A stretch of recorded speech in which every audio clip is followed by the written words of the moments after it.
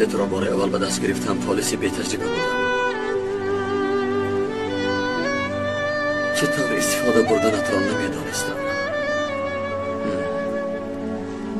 بعد به هم عادت کردیم. بعضا نصیحتگرم می شدی، بعضا شیطانی می کردی، بعضا نفسم می شدی، بعضا تقدیرم. جان زیادی را گرفتیم، زیادی را نجات دادیم.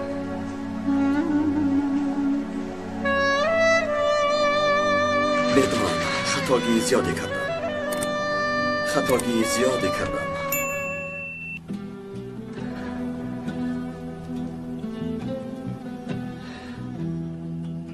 اما چه کار کنم؟ مجبور بودم. مرا عذاب دادند، خیلی عذاب دادند. تنها تو را دوستم می شماریدم، اما فهمیدم تو برای جوان مرد نه. تو تنها برای ترسانچک دوست شده می توانی.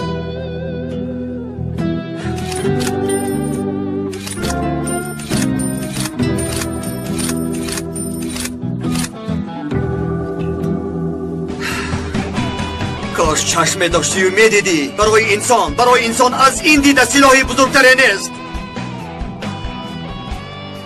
در این عالم از قلبی پر از ایمان دیده سلاحی بزرگتری نیست. تو به من همین را آموزاندی. خدایا به این سرزمین چنان عافیت نصیب گردان که من دیگر اصلا به دستم سلاح نگیرم. هر قدر گناه کرده باشم هم ببخش.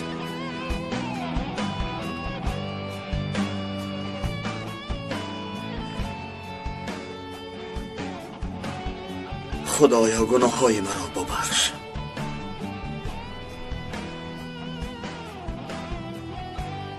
خدایا به درگاه توبه می کنم.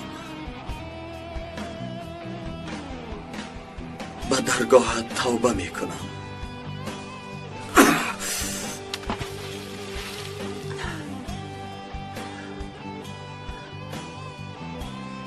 شاهد باش خدایا. شاهد باش خدایا. توبه می کنم خدایا.